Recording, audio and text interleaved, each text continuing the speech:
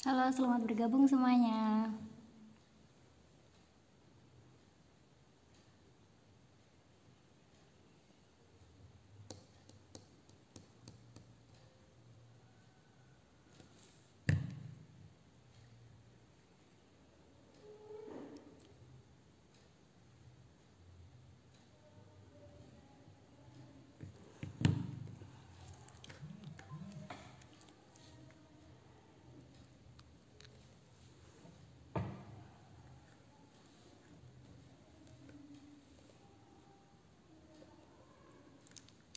Selamat siang semuanya.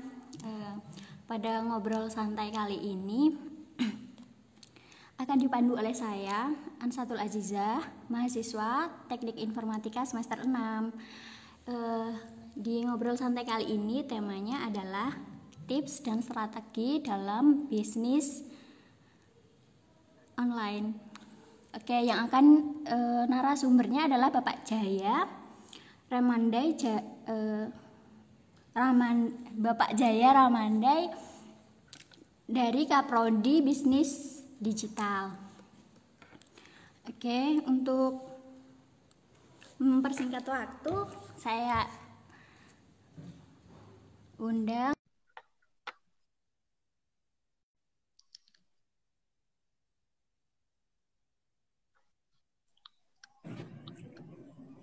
Halo Ramadai, Bapak. Mbak, Ramadai. Ya, Bapak. Maaf. Bapak Jaya Ramandai Bangsang. Iya, betul. Apa kabar Bapak? Alhamdulillah. Salam Maaf kenal sinyalnya dari agak saya susah, ya Mbak. Bapak. Oh, begitu ya Pak. Cari posisi yang tepat untuk mendapatkan Sudah sinyal tepat, yang Bu. baik ya Pak.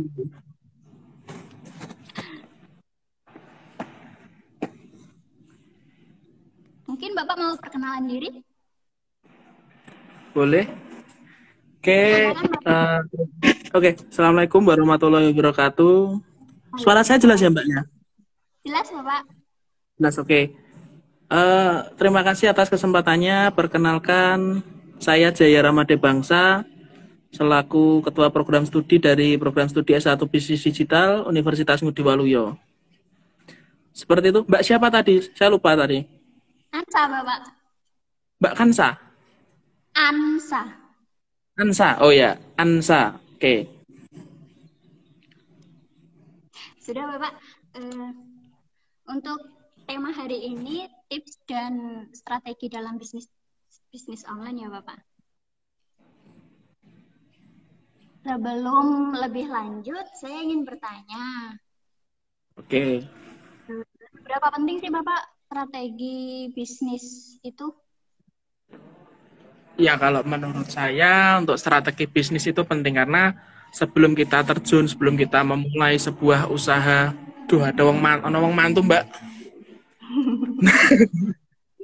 Jadi sebelum kita terjun langsung ke dunia usaha, sebelum kita terjun langsung di eh, istilahnya di dunia jual beli, kita harus punya strategi apa sih yang harus kita persiapkan. Istilahnya kita harus mempersiapkan amunisi, peluru kita, bagaimana kita akan melakukan atau melaksanakan ke usaha tersebut.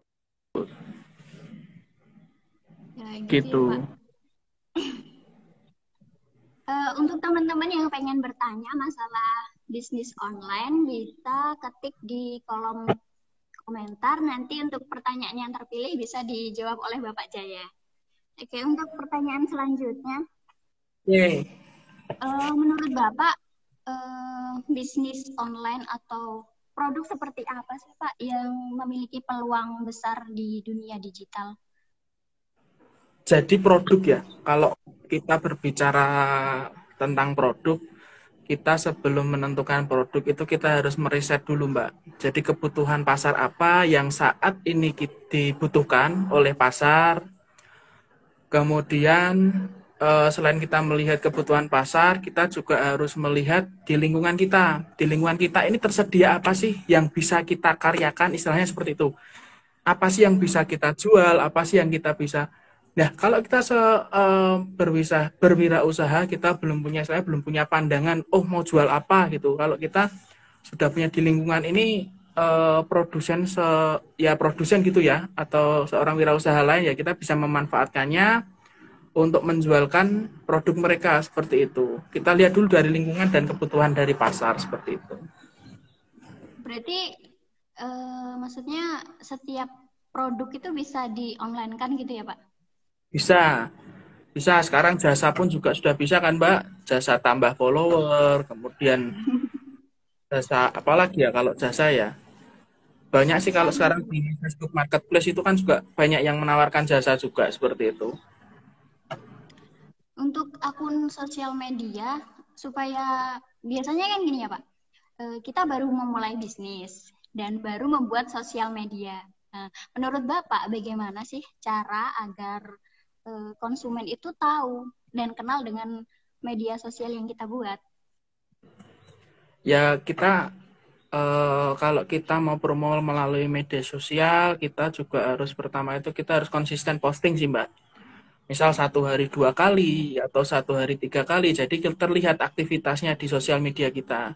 Nah kalau terkadang ada nih seseorang yang masih nggak percaya nih Mbak, kalau mau beli buka di marketplace di Facebook masih nggak percaya Pak, ini tipu-tipu apa enggak kayak gitu. Nah itu bisa juga nanti kita kalau kita jual produk, kita jual barang, itu kita bisa bikin akun di marketplace dulu di Shopee, Tokopedia, Bukalapak. Jadi kalau di marketplace itu kan bisa dikatakan minim, walaupun ada penipuan tapi kan lebih lebih bisa lebih bisa di gimana ya caranya, bisa, lebih bisa diantisipasi lah kayak gitu. Berarti yang penting aktif gitu ya Pak ya? Ya aktif posting. Terus kalau kita punya teman-teman nih, punya teman-teman disuruh bantu aja, suruh bikin testimoni kayak gitu, suruh komen di postingan postingan kita, bilang kalau kita sudah beli dan terpercaya, nah kayak gitu kan juga bisa membantu rating produk kita kayak gitu. Oh iya, begitu.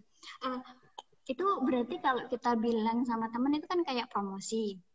Nah, menurut Bapak kalau promosi dalam bentuk endorsement itu lebih bagus yang seperti apa? Maksud saya kayak kalau kita mau endorsement seseorang, hal-hal apa saja yang kita harus perhatikan gitu, Pak? Yang pertama itu yang kita harus perhatikan itu yang mau istilahnya mau kita ajak kerja sama endorse itu terkenal apa enggak. Ini teman saya, sahabat saya ini ada yang kayaknya ikut ikut live ini. Dia seorang pengusaha sukses juga ini. Dia seorang pengusaha sukses juga. Kemarin pernah mungkin beberapa bulan yang lalu pernah pakai jasa siapa? Saskia Diameka. Oh, iya. Nah, itu untuk mempromosikan produknya. Nah, itu seperti itu. Jadi, ya semua itu sebenarnya juga tergantung dengan budget anggaran kita ya, Mbak ya. Walaupun sudah terkenal banget, tapi budgetnya berjuta-juta kan juga kalau kita di usaha baru kan juga agak berat ya. Jadi mungkin kita dari influencer lokal dulu aja, yang mungkin selebgram yang lokal-lokal dulu. Nah, seperti itu. Jadi memperhatikan budget gitu ya, Pak ya? Iya, ditentukan budgetnya kita untuk promosi endorse itu berapa. Nanti kita cari dulu. Mungkin di sekitar Salatiga itu ada yang namanya akun Instagram itu info kabar Salatiga kalau nggak salah itu Mbak. Itu kemarin saya pernah sempat tanya untuk endorsement itu sekitar 60.000 atau 80.000, followersnya 70.000 sekian kayak gitu. Jadi Hmm, ditentukan dulu budgetnya berapa kayak gitu. budgetnya berapa dan yang penting promosi dulu gitu ya, Pak ya? Iya benar, kayak gitu. Terus eh, setelah produk dikenal nih, Pak. Setelah produk dikenal, agar kita tetap konsisten dalam penjualan itu strateginya apa, Pak? Ya, yang pertama kita harus ya tetap kita kalau sudah produknya kita sudah dijual, sudah terjual ya, sudah terjual terus seperti itu, kita juga tetap harus melakukan kegiatan promosi, Mbak. Karena kadang kita istilahnya bisa memancing ikan lain. Ikan kayak lainnya. gitu. Jadi ikan yang lainnya kayak gitu. Jadi kita bisa apa namanya bisa mancing ikan yang lainnya. Kadang kan kita kalau mau iklan, kita mau promo kan terbatas ya, hanya beberapa orang yang tahu produk kita, yang tahu promosi kita.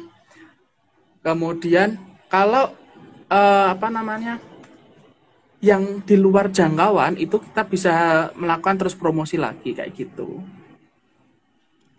Berarti untuk strateginya tetap melakukan promosi gitu Iya. ya. Kemudian pelayanan juga Mbak Sna, Pelayanannya kayak bagaimana, Pak? Ansa ya, Ansa lupa.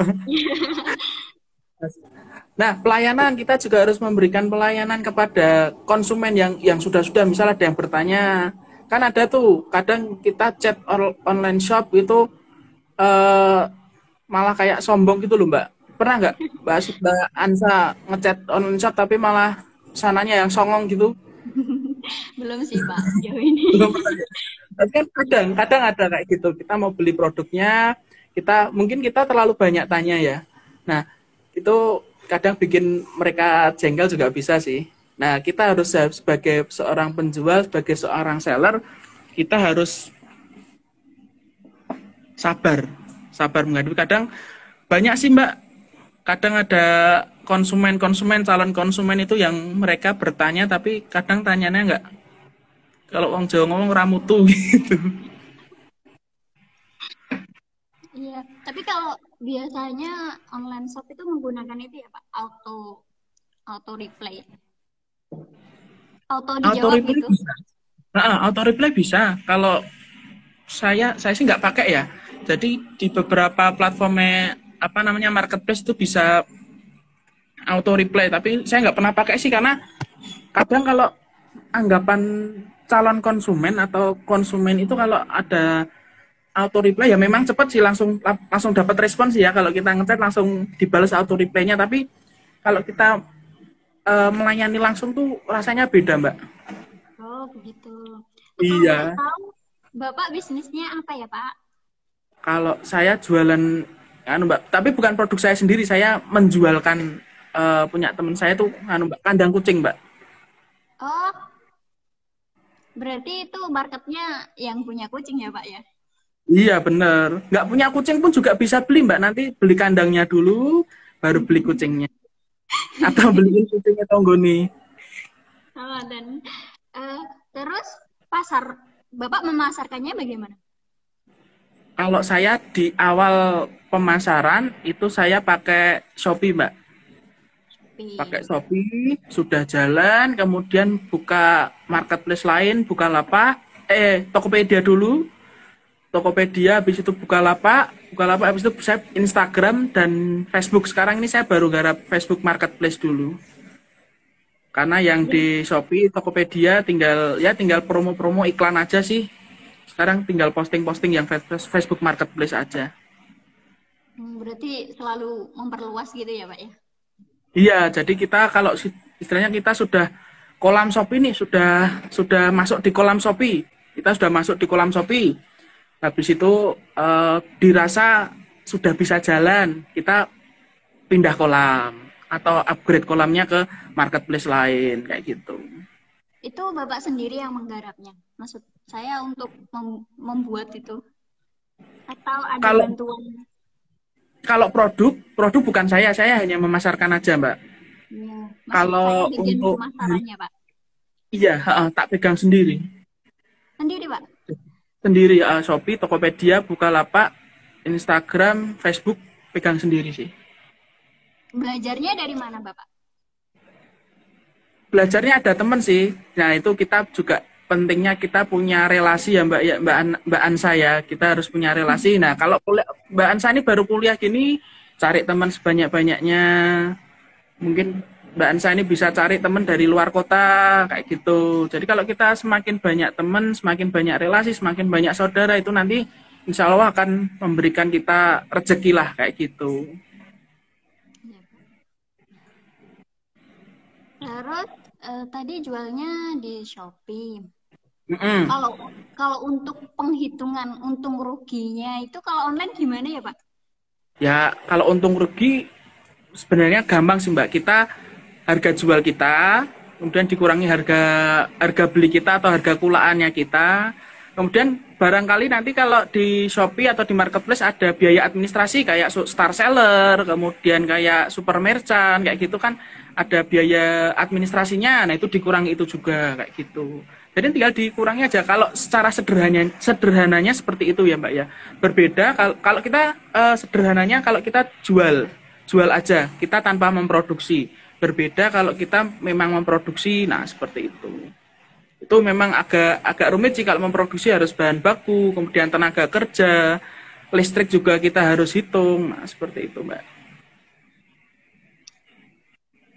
Berarti kalau punya bisnis Bapak itu masuk dalam kategori kayak star seller dan lain-lainnya atau biasa aja, Pak? Kalau yang Shopee nggak masuk, belum terdaftar ya. Kalau yang Shopee, kalau yang Tokopedia itu sudah Pro apa ya, saya lupa itu, Power Merchant kalau nggak salah. Kalau yang Bukalapak juga sudah, cuma Shopee yang belum ini, kan ada beberapa poin penalti yang dapat kan, kadang ada poin penalti yang kita dapatkan, itu bisa mengurangi performa di toko kita. Perbedaannya apa ya Pak, kalau misalnya kita terdaftar di itu sama enggak gitu? Gimana? Perbedaan kalau misalnya Shopee kan terdaftar di star seller atau enggak terdaftar. Nah, perbedaannya itu di bagian bedanya gini, tampilan toko kita kalau ada tulisan star seller kan biasanya ada gambar logo, terus kemudian ada starnya, star atau star plus.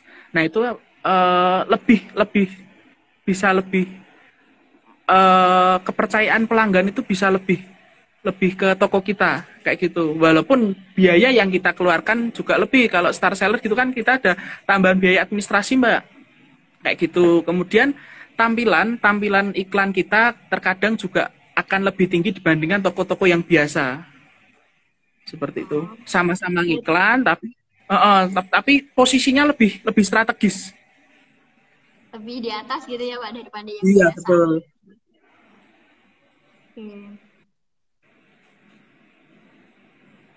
Kalau bicara masalah strategi, sebenarnya ada nggak sih Pak kerugian dari kita berstrategi itu?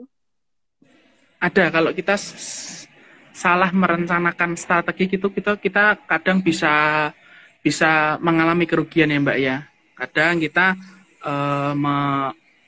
merencanakan sesuatu. Saya dulu pernah itu ada beberapa kali usaha memang gagal. Dari saya kuliah S1 dulu ada beberapa usaha memang gagal karena strategi yang saya lakukan, kemudian kegiatan yang saya lakukan tidak maksimal, jadi menyebabkan kegagalan tersebut. Jadi kalau misalnya kita salah strategi bisa rugi. Bisa rugi. Ya. Dulu ruginya pas bisnis apa? Saya dulu pertama itu saya buka bisnis pengetikan, Mbak. Pengetikan zaman tahun 2009 2010 tuh saya buka kayak ketikan. Jadi ada orang mau bikin naskah atau mau bikin apa, saya ketikin. Nah, kemudian saya ngeprint, kemudian saya ada usaha PS, Mbak, buka rental PS. Buka rental PS saya pernah itu beberapa tahun, itu kerugiannya di situ ya biasa yang main anak kecil ya Mbak ya. Kemudian sticknya itu kan asal-asalan kadang. Nah itu sampai kerugiannya di material di sticknya itu. Nah, seperti itu. Kemudian saya juga pernah bikin usaha sablon juga, sablon kaos. Kalau itu memang nggak terlalu saya tekuni karena memang sudah terlalu sibuk dengan kuliah dulu, jadi nggak sempet gitu. Ini Bapak ada pertanyaan yang masuk dari Mas Abra. Contoh strategi yang menguntungkan seperti apa ya Pak? Ya, terima kasih Pak pengacara. Pertanyaannya, strategi yang menguntungkan itu strategi yang bisa membuat kita untung, strategi yang tepat. Strategi yang tepat yang bisa kita lakukan. Kita sebelum merancang strategi harus apa namanya, harus, sorry ya Mbak, harus merancang apa sih yang harus kita lakukan, strategi, bentar, strategi apa namanya, kita harus kalkulasikan dengan biaya atau budget yang akan kita keluarkan untuk apa namanya, melakukan strategi tersebut. Nah, apabila strategi tersebut bisa dikatakan menguntungkan untuk usaha kita, itu kita bisa lakukan. Nah, strategi apa yang bisa dibilang menguntungkan itu tergantung usaha dari kita. Kita mau usaha apa? Nah, kalau contoh eh, saya jualan kandang kucing itu, strategi yang menguntungkan itu adalah kita promosi langsung menjurus atau menyasar ke para pecinta kucing, Mbak. Jadi kita misal bikin Instagram, ini ya Pak Abraya, kita misal bikin Instagram, yang kita follow itu yang mereka yang pecinta kucing, kemudian yang akun-akun yang fanpage kucing-kucing. Nah, seperti itu salah satu strategi yang menguntungkan. Di dalam kalau kita masuk ke dalam sebuah akun di apa namanya, di Instagram ya contohnya ya. Nah, itu kan ada banyak postingan. Misal kita posting di foto kucing ya, kita posting tuh, kita apa namanya, kita komentar, kasih komentar. Bisa kasih komentar. Yuk cek profil Instagram kita buat lihat kandang kucing yang menarik untuk kucing kesayangan kalian. Nah, contohnya seperti itu. Ya, berarti strategi yang pertama mengarah pada grup-grup atau fanpage tentang kucing gitu ya, Pak. Ya, ada yang lagi sesuai dengan yang kita jual. Iya, ada lagi mungkin, Pak?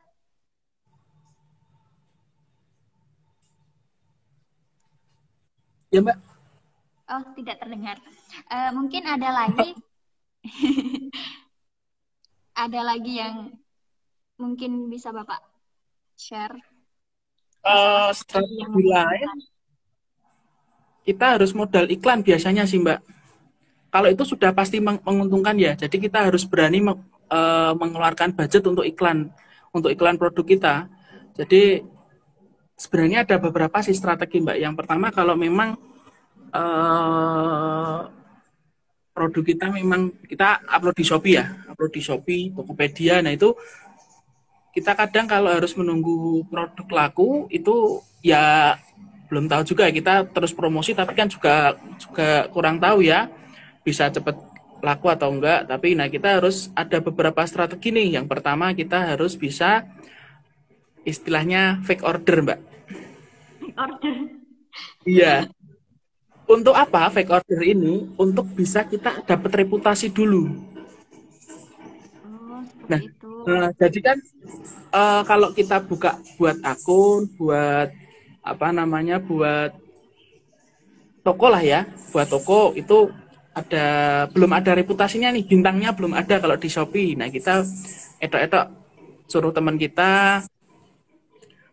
kita beli, tapi nggak usah kita kirim, kita kirimi amplop kosong atau apalah gitu. Yang penting nanti kalau sudah sampai produknya dikasih bintang 5. Nah, itu setelah dapat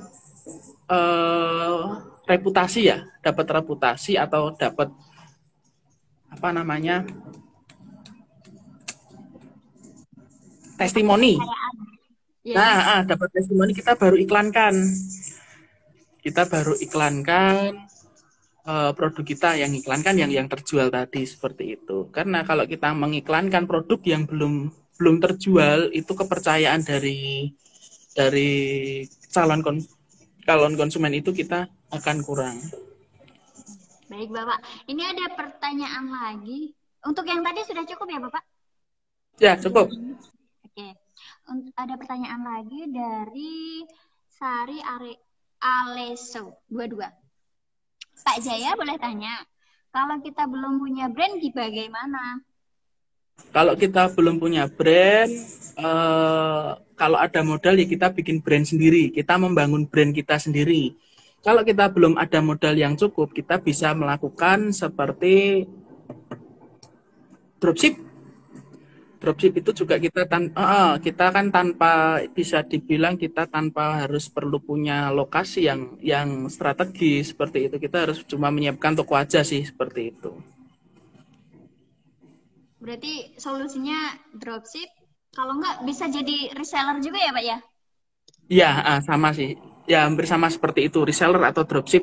Itu bisa kan kita tanpa tanpa harus modal yang banyak. Kadang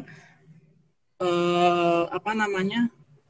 Istilahnya kalau owner dari istilahnya tingkat pertamanya ya Mbak ya. Dari tingkat pertamanya yang menjual produk itu tidak tidak mengharuskan kita stok produk. Seperti itu. Misal kalau ada barang baru mau dijual, kita menghubungi, nanti sana yang kirim sekalian, itu malah lebih ringkas sih Mbak kayak gitu. Iya, baik. Kemudian ada pertanyaan lagi dari Konvo Original.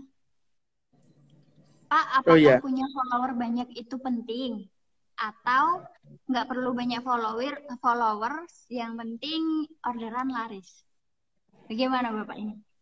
follower itu sebagai istilahnya sebagai eh, bisa dikatakan kalau menurut saya itu pasukan kita. Karena semakin banyak follower, maka semakin banyak yang lihat produk kita, semakin banyak yang nge-like postingan kita. Nah, kalau banyak yang nge-like kan nanti biasanya di-explore itu kan biasanya akan naik atau akan kelihatan seperti itu.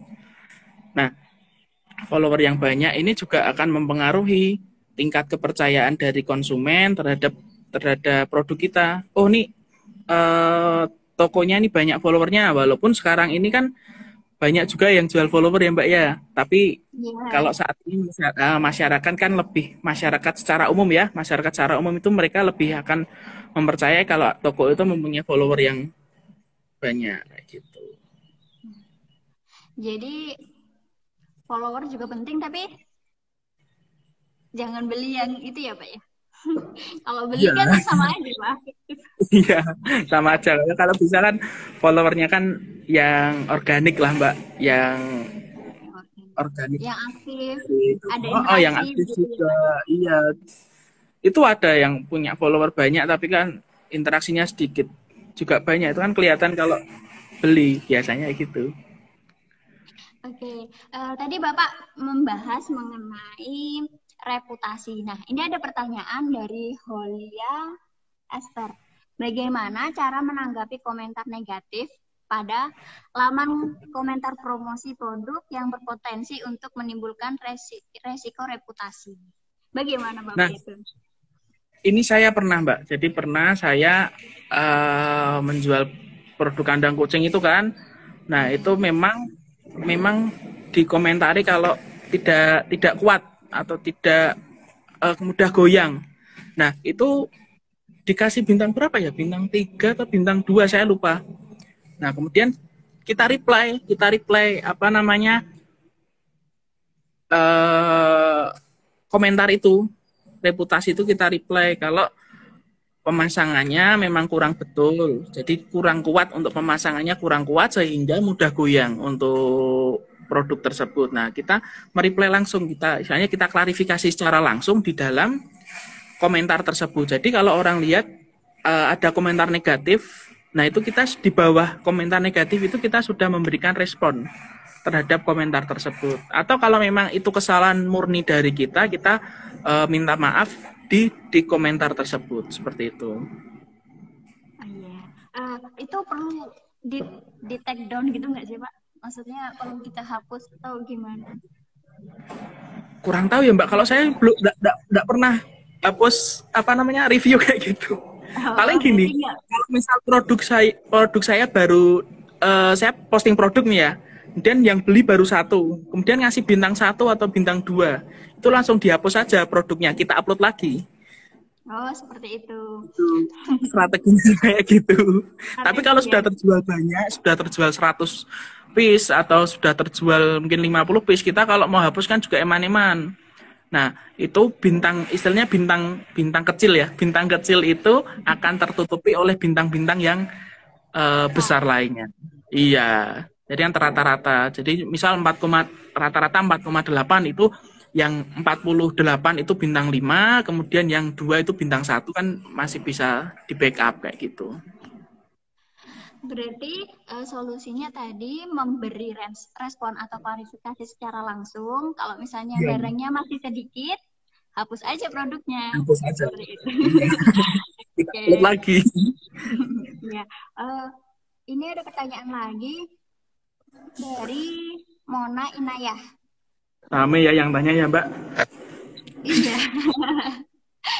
Bagaimana cara biaya agar bagaimana cara iklan di Shopee biar nggak terlalu mahal, Pak? Kan biasanya itu kadang ada pendapatan kita dari penjualan suka dipotongin juga. Nah, itu gimana, Pak? Biar murah gitu. Iklan di Shopee itu kita bisa tentukan, Mbak. Biasanya itu PPC, pay per click. Jadi biaya yang kita keluarkan itu sesuai dengan yang diklik oleh konsumen atau calon konsumen. Nah, itu kita bisa tentukan. Kan itu ada pilihan itu, Mbak. Kita mau mempromosikan atau mengiklankan produk yang apa. Misal produk A nih, kita akan promosikan. Kemudian di menu di Shopee, iklan Shopee itu kita bisa menentukan budget berapa yang akan kita keluarkan. Misal dalam satu hari maksimal itu Rp5.000. Seperti itu. Kemudian biaya per bisa kliknya diatur ya, Pak? bisa diatur. Ya, Kemudian biaya per kliknya berapa? Misal kita biaya per kliknya Rp100 atau mungkin Rp150. Semakin mahal biaya kliknya, itu posisi produk kita akan menjadi semakin strategis. Misal di paling atas. Nah, seperti itu, Mbak. Nah, ya. Bisa ditentukan biaya harian sama biaya per kliknya. Jadi tinggal menyesuaikan dengan budget yang kita miliki gitu ya, Pak ya? Iya, betul. Contohnya kita punya budget Rp50.000 nih, Mbak. Kita punya budget Rp50.000, kita anggarkan dalam satu hari itu Rp5.000. Jadi Rp50.000 itu bisa untuk 10 hari. Iya. Ini ada pertanyaan dari IG-nya Bisnis Digital UNW, Bapak. Tanya langsung aja, Pak. Tanya lagi. Jadi begini, Pak, untuk memulai usaha jasa itu kan beda. Ada nggak strateginya sama usaha ada produk barangnya? Terus strateginya apa, Pak, untuk usaha jasa? Untuk usaha jasa itu kita mengandalkan testimoni. Jadi misal jasa apa ya? Mungkin ini, Misal Pak, jasa poster. Apa? Poster. Desain. Desain. Nah, itu desain kita bisa tampilkan hasil karya desain kita, tapi jangan lupa di watermark biar nggak diambil orang. Nah, itu kita bisa. Jadi kita misal di Instagram atau di Facebook kita posting hasilnya kerja kita, kemudian mungkin dari WA konsumen atau DM konsumen itu kan mereka bilang terima kasih, bagus kerjaannya atau apa, kita screenshot, kita upload di media kita seperti itu. Itu kan bisa untuk menambah kepercayaan seseorang untuk memesan atau untuk menggunakan jasa kita. Bisa juga jasa bengkel panggilan. Sekarang kan juga banyak bengkel panggilan tuh, Mbak. Di Facebook itu kan banyak sekali bengkel panggilan. Nah, setiap kita datang ke sana, setiap kita melakukan sebuah pekerjaan di tempat orang lain, kita foto, kemudian kita minta, mungkin kita bisa selfie dengan konsumen kita untuk kepercayaannya seperti itu. Berarti mengandalkan testimoni seperti itu ya? Ya, benar. Kalau misalnya itu baru aja, Pak, belum ada pelanggannya, itu gimana, Pak? Strateginya gimana? Apa? Jasa? Iya. Jasa tapi belum ada pelanggannya. Iya. Ya, kita promosi terus, tetap kita harus promosi terus. Yang kedua, kita karena kalau kita punya banyak relasi, kita banyak teman, kita tawarkan dulu di sekitar kita yang membutuhkan siapa. Kita tawari dulu teman-teman kita, saudara-saudara kita yang membutuhkan itu siapa. Kemudian mungkin kita bisa kasih diskon dan lain-lain. Yang penting kita sudah ada reputasi, sudah pernah melakukan. seperti itu. Dimulai dari orang terdekat gitu ya Pak ya. Orang terdekat dulu kita tawari. Bagus Pak itu. Mbak, beli kandang kucing nggak? Gimana Pak? Mau beli kandang kucing nggak? Saya nggak punya Enggak. kucing Pak. Kandangnya dulu aja, kucingnya carry. Mengandung iklan ya Pak ya. Iya tuh, harus tuh. Ini ada pertanyaan lagi dari Mas Abra. Marketplace yang paling direkomendasikan apa ya Pak? Kalau saya yang paling saya rekomendasikan itu Shopee, Mbak. Karena apa Pak? Karena banyak bonusnya, kemudian jangkauannya kalau Shopee itu banyak loh. Terutama ibu-ibu, mbak-mbak, cewek-cewek itu kebanyakan itu dia belanjanya di Shopee. Biasanya kalau cewek itu kan bisa dibilang ya nggak semua ya, tapi kebanyakan kan mereka konsumtif. Lihat apa pengen. Nah, jadi pasar yang menurut saya masih menggairahkan itu ya Shopee itu. Marketplace ya, tapi kalau mau masuk ke media sosial yang paling menggairahkan tadi ya Facebook itu, karena jangkauannya sangat luas, dari anak kecil sampai orang dewasa mainan Facebook, dari orang tua mainan Facebook juga, emak-emak mainan Facebook juga. Sekarang kan banyak yang mainan Facebook itu. Kalau marketplace Shopee, kalau sosial media Facebook itu sih. Kalau Instagram bagaimana Pak menurut Bapak? Instagram bagus sih, tapi kalau menurut saya bisa sih sebagai pendukung ya Mbak ya. Jadi kadang kalau kita bikin page di Facebook itu akan tertaut langsung dengan Instagram. Jadi misal kita posting di Instagram, nanti di Facebook juga akan otomatis terposting seperti itu. Jadi kita handle salah satu aja, tapi tetap kita buka loh ya. Jangan ditinggal, nanti kadang ada yang ngechat, itu kadang kita kelupaan. Jadi peluangnya lebih enak di Facebook gitu ya Pak untuk Bapak? Iya, peluangnya lebih enak. Nah, kita promosi melalui Facebook, kemudian kalau memang, nah tadi seperti yang saya sampaikan tadi ya Mbak ya, kita yang pertama itu kita bikin marketplace dulu, Shopee, Tokopedia, dan lain-lain. Kemudian kita masuk ke pasar Facebook. Nah, kadang kan Facebook nggak percaya. Kalau mereka nggak percaya transaksi langsung dengan kita, itu kita arahkan untuk bisa melakukan transaksi di Shopee atau Tokopedia atau Bukalapak seperti itu. Jadi terkadang media sosial itu kayak Facebook itu kita hanya promosi aja, nanti endingnya transaksinya nanti kita di marketplace. Oh, seperti itu. Tapi ini kan banyak kasus penipuan, maksudnya seperti ini Pak. Misalnya ada penjual yang mau beli produk kita dengan cara COD. Tetapi penjual tersebut pas barangnya datang nggak mau bayar. Kalau enggak, pembeli loh. Iya, pembelinya itu memberikan alamat palsu. Nah, kalau Bapak yang menjadi penjualnya, hal apa yang akan Bapak lakukan? Itu repot itu Mbak. Karena gini, sebenarnya itu adalah sebuah kita butuh edukasi ya kepada masyarakat ya, kalau transaksi COD itu alurnya seperti apa, harusnya seperti apa. Untuk suara saya nggak kedengeran ya Mbak? Dengar Pak? Dengar ya? Iya. Apa namanya? Kita harus memberikan edukasi kepada masyarakat sebenarnya kalau soal sistem COD itu, karena banyak masyarakat tuh yang belum ya paham soal transaksi COD, tapi kadang etikanya yang belum dapet sih, karena dibuka paksa, kemudian malah yang kena salah malah kurirnya seperti itu. Kalau sebagai, nah ini juga perlu hati-hati juga, kan sekarang juga banyak yang ngirim COD palsu kan Mbak. Jadi cukup ngirim dapat paket COD, kita harus bayar sekian ratus ribu tapi isinya kosong. Nah itu salah satu penyalahgunaan alamat yang ada di alamat kita. Iya, berarti itu kalau tadi yang merasa mendapat kerugiannya kan penjual karena nggak dibayar atau nggak dapat alamat palsu.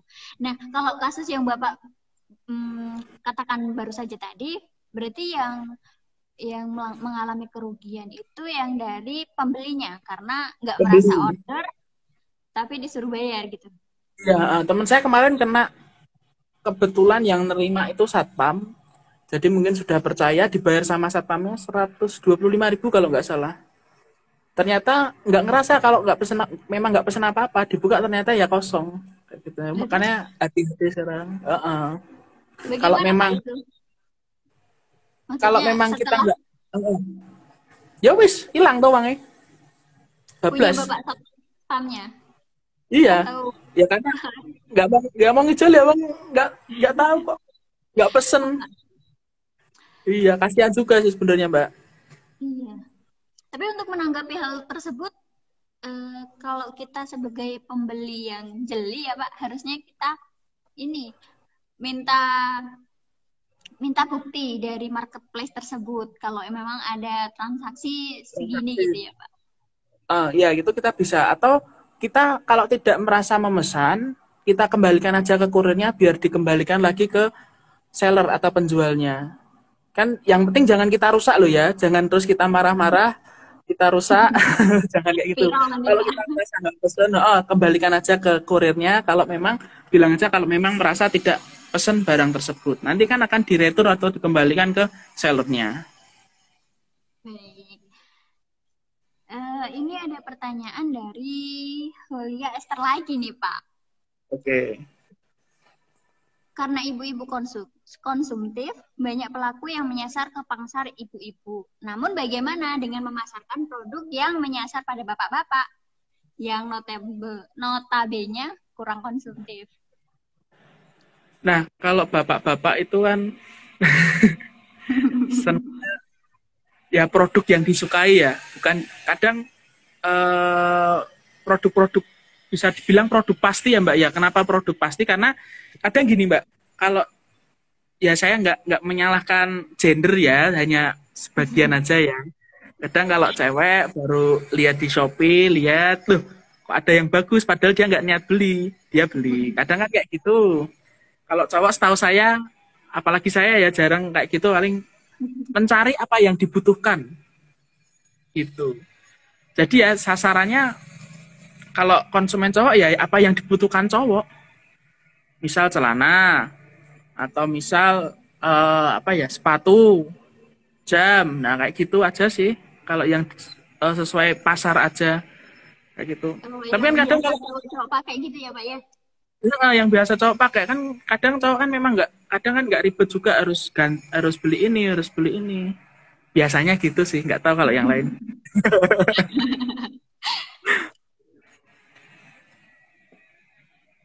Ini ada lanjutannya. Di Oke. samping itu bagaimana memasarkan produk yang tidak biasa seperti produk atau jasa perbankan, khususnya bagi anak-anak muda yang notabene kurang familiar dengan bank. Kalau pandangan saya ya Mbak, kita jual uang itu lebih gampang daripada jual barang. Bisa Jual Pak? uang. Jual uang itu kayak gini, yaitu jasa perbankan, kredit dan lain-lain. Itu kan jual uang mereka. Nah, itu akan lebih gampang jualnya ke orang yang butuh. Nah, itu kita harus ya tetap nomor satu promosi Mbak. Itu teman saya tuh banyak yang promosi di Facebook itu. Pinjaman gini, yang komentar juga banyak. Karena yang mau beli uang tuh banyak. Yang mau beli uang. Ya maraknya itu ya Pak, maraknya peminjaman online. Iya, itu makin banyak pinjaman online atau pinjol itu juga didasari sama kebutuhan dari masyarakat sih Mbak. Itu banyak yang pinjaman pasti-pasti aja, banyak yang komen. Teman saya itu banyak yang posting tuh di grup-grup Facebook itu.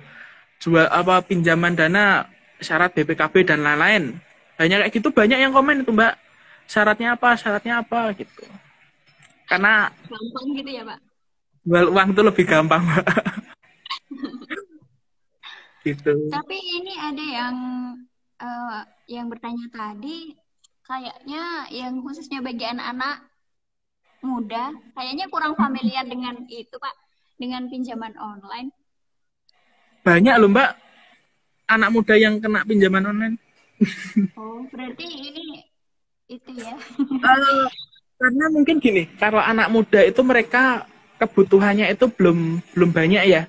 jadi belum begitu membutuhkan uang yang lebih. Nah, mungkin kalau memang mungkin orang dewasa kebutuhannya banyak, nah itu baru adalah sasaran yang bisa dikatakan sasaran yang tepat. Kayak gitu. Berarti ganti ganti ini ya Pak, ganti target pemasaran Iya, dengan anak-anak target muda pasarnya. seperti itu. Kalau bener, kalau jualan kredit gitu banyak peminatnya itu Mbak, apalagi di Facebook loh ya. Banyak yang tanya kalau BI checking tuh bisa nggak? Biasanya gitu. Bu Holi itu biasanya yang mencari itu yang mereka yang biasanya BI checking gitu. Seperti itu. Saya malah kurang tahu ya Pak kalau masalah pinjaman online seperti itu. Kurang tahunya gimana? Pinjaman online itu hati-hati aja sih Mbak, karena kan memang berisiko. Berisiko banget. Jadi kita seperti kasus kemarin saya baca di berita itu melakukan pinjaman sebesar 5 juta, yang diterima tuh hanya 3,7 kalau nggak salah. Kemudian Kok dalam bisa? beberapa hari harus mengembalikan plus bunganya. Ya kan tanpa jaminan. Kemudian data-data kita juga bisa, apalagi kontak ya, kontak nomor HP kita biasanya kalau kita melakukan pinjaman online itu kan bisa ketarik ya. Keambil sama mereka, sama sistem mereka. Jadi kalau ada apa-apa dengan kita tidak melakukan pembayaran, nanti yang akan diteror adalah kontak-kontak yang ada di HP gitu. Oh, seperti itu. Mungkin ya pesan aja buat teman-teman, ya kalau bisa jangan main pinjaman online lah, ngeri itu. Iya, memang seperti itu. Banyak kasusnya juga ada yang pinjaman online tapi tidak membayar tepat waktu. Dan itu loh Pak, didatengin sama preman-preman gitu. Iya, DC-DC itu kan Mbak yang di pinggir jalan kadang itu. Oke. Lanjut lagi ya Pak. Tadi Oke, kan udah membahas mengenai strategi, terus marketplace yang cocok, media sosial yang cocok, terus target yang cocok seperti itu. Terus bagaimana tips untuk selalu konsisten dalam berbisnis, Pak? kebutuhan Mbak. Kalau kita bisa dibilang butuh bukan butuh uang ya, tapi ada kebutuhan untuk konsumsi kita, untuk ya kebutuhan kita lah.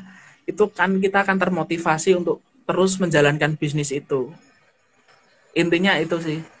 Kemudian tujuan kita Pak, oh misal saya dalam 1 tahun lagi saya pengen beli mobil, maka dari itu saya harus tetap konsisten untuk posting untuk mengelola usaha saya seperti itu. Kadang kan ada orang yang menjalankan usaha baru beberapa bulan ditinggal udah males. Nah itu biasanya tidak ada tujuan. Tujuannya itu apa? Misal dalam 1 tahun saya pengen nabung 50 juta. Nah itu kan bisa menjadikan motivasi kita untuk terus berusaha seperti itu. Baik, Pak. Yang bagus sekali.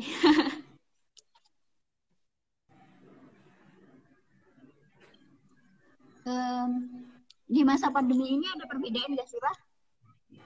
Untuk Ya,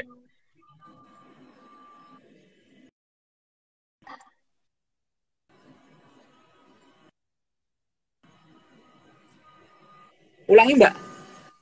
Sinyalnya. baik. Di masa pandemi ini beda nggak sih, Pak, persaingannya dalam dunia bisnis itu? Persaingan di waktu pandemi ini bisa dikatakan semakin semakin ketat ya Mbak ya. Kenapa? Karena orang-orang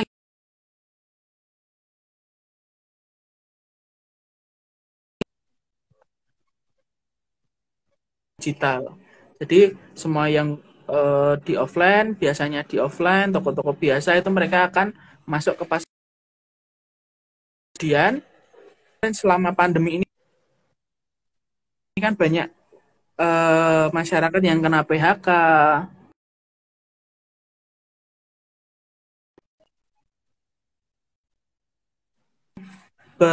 apa namanya yang memiliki usaha mungkin akan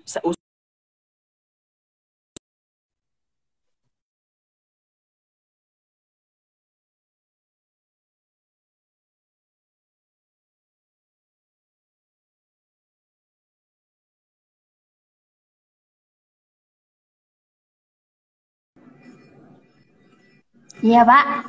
Sudah bisa mendengar suara saya? sudah. Oke, jadi kan sudah dijelaskan tadi kalau di masa pandemi ini memang banyak pelaku usaha yang baru masuk dan memutar otak untuk menjualkan produknya dalam bentuk online. Nah, cara kita kan makin banyak ya Pak persaingannya. Cara kita biar bisa tetap bersaing bagaimana Pak? Yang pertama pelayanan. Kita selalu memberikan pelayanan yang baik. Yang pertama itu, yang kedua kualitas. Kadang banyak produk kita yang sama, harganya sama, kemudian produknya sama, tapi cara pelayanannya beda, itu akan mempengaruhi konsumen.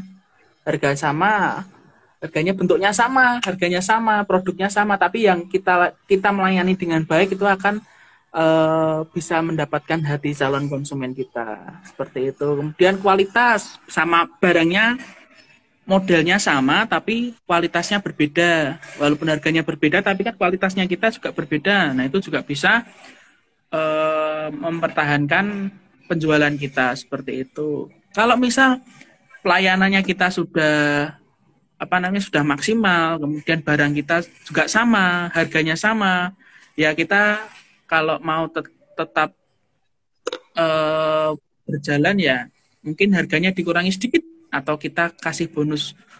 Kalau di Shopee kan ada voucher voucher cashback. Nah, kita harus mau effort untuk membuat itu semua. Saya belum pernah berjualan dalam marketplace Shopee, Pak. Jadi kalau misalnya penjual itu memberikan cashback, itu gimana sih Pak teknisnya? Maksudnya nanti penjualnya akan membayar atau bagaimana sih Pak? Nah, kalau di Shopee kebetulan kan saya ada, kalau yang follow saya nanti kan dapat dapat cashback coin maksimal, saya kasih tulisan 25% biar menarik. Tapi kan maksimal Rp2.000. Nggak usah banyak-banyak, yang penting kan ada cashbacknya. Kelihatan 25%, tapi kan dikit aja 2.000. Nah, itu nanti kalau pembeli memang klik selesai penjualannya, itu nanti dananya kan akan masuk ke Shopee kita. Nah, itu nanti akan dipotong sebesar Rp2.000 untuk yang tadi. Apa namanya? Voucher yang tadi. Oh, seperti itu. Jadi harganya dikurangin sama biaya voucher poin Biaya tadi. voucher, kemudian biaya administrasi kalau kita star seller dan lain-lain itu kan juga nanti dipotong per penjualan. Ada berapa persen? 2% kalau nggak salah per penjualan itu nanti kita akan dipotong itu juga. Jadi itu ya Pak, kalau harganya, penetapan harganya itu Bapak bagaimana? Kan ada pengurangan, ada diskon ini, diskon itu, berarti kan dikurangi semakin banyak. Biar nggak rugi bagaimana Bapak? Nah, ya kita pertama hitung dulu, kita mau untung berapa. Kita mau untung berapa, misal satu produk saya mau untung 20.000, kemudian biaya koin 2.000, berarti 12.000, 22.000 ya, 22.000, kemudian biaya administrasi kira-kira 3.000, 25.000. Nah, itu bisa kita tambahkan di biaya pokok pembelian kita, kayak gitu. Oh, seperti itu aja ya Pak ya. Berarti Ya, jangan mengorbankan jangan mengorbankan untung yang ingin kita raih gitu ya Pak ya. ya betul. Kalau di awal kita merintis usaha itu kita biasanya untungnya sedikit, Mbak.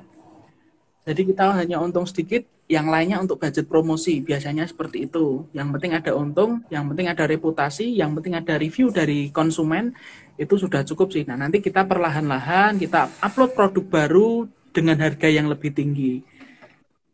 Nah, produk-produk awal tuh biasanya produk tumbal karena untungnya bisa dibilang sedikit sih untuk mancing konsumen. Kembali.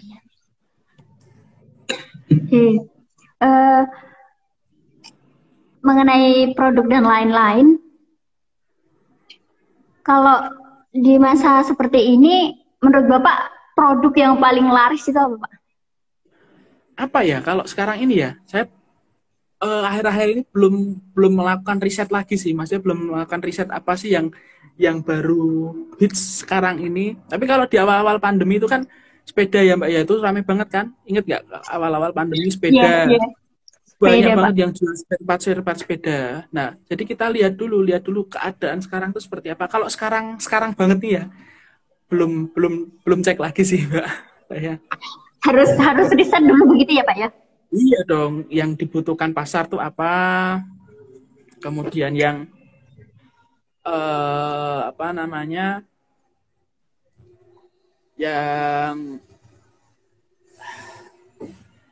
Yang baru misalnya baru dibutuhkan itu apa? Kemudian yang apa ya? Bisa dikatakan kita lihat lingkungan tadi yang pertama saya sampaikan tadi, kita lihat lingkungan dulu. Kita lihat lingkungan dulu kebutuhannya itu apa? Ramainya di mana, kemudian di lingkungan sekitar kita itu seperti apa. Kayak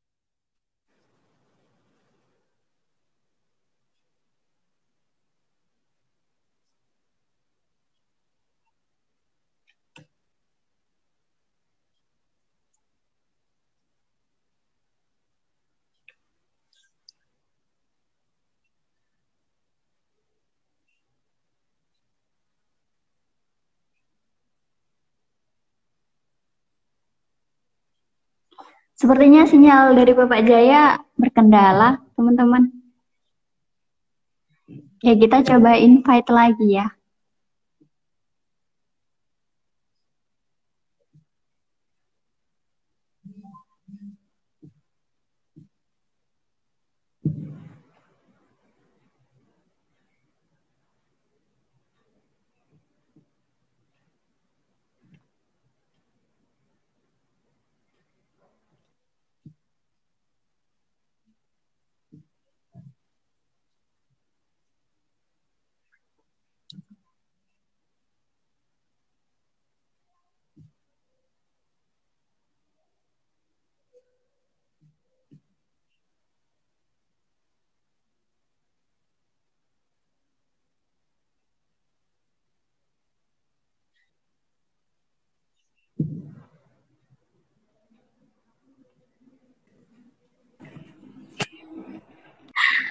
Terkendala sinyal ya, Bapak ya? sinyalnya, aduh, Oke, mungkin ini bisa jadi pertanyaan terakhir, Bapak.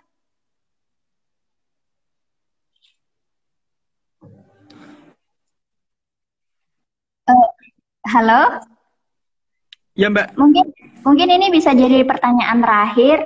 Ini dari Bayu Kurniawan. Pak, bagaimana cara menciptakan customer value?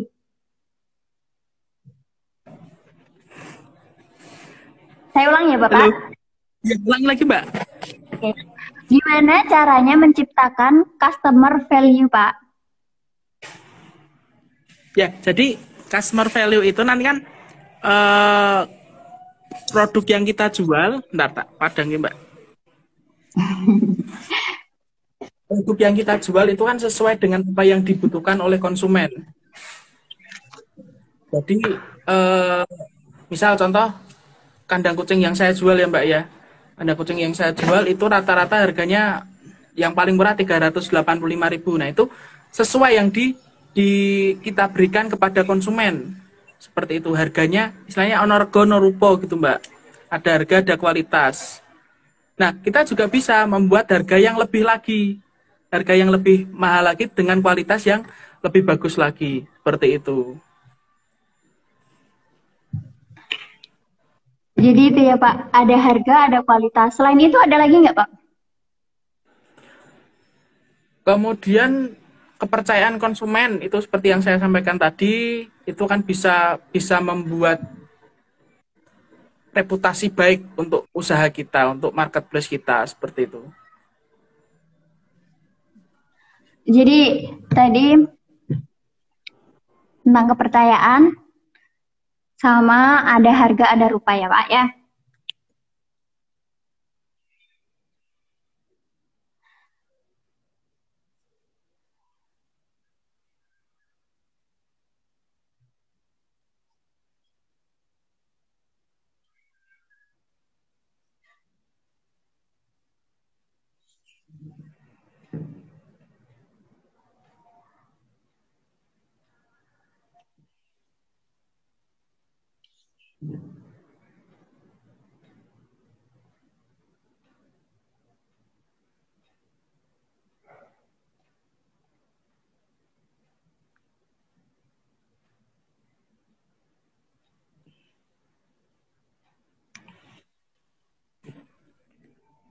Pindah ke dalam, Mbak. Ya. Baik, Bapak. Sepertinya tadi adalah pertanyaan terakhir karena ini sudah menunjukkan pukul 14 lebih 2 menit. Terima kasih ya Bapak atas ilmunya hari ini. Oke, sama-sama Mbak Ansa. Mbak Ansa ya, bukan Mbak Ansna ya. Lupa. Ansa, ya. Mohon Ansa. maaf atas kesalahan pengucapan nama di awal live ini, Pak. Tidak apa-apa. Susah memang kan. Sehat-sehat ya, Pak. Amin, amin.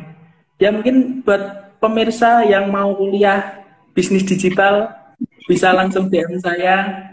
Nanti saya bantu untuk penjelasan yang lainnya. Kebetulan di Universitas Waluya ada program studi baru S1 Bisnis Digital. Oke, untuk teman-teman yang berminat, mungkin ada saudara, teman, dan lain-lain, boleh direkomendasikan dan silakan bertanya lebih dalam kepada Bapak Jaya atau bisa juga melalui Instagram PMB UNW. Betul. Terima kasih ya Bapak. Mungkin bisa saya ini saya end videonya. Oke, terima kasih Mbak Ansa. Assalamualaikum. Waalaikumsalam.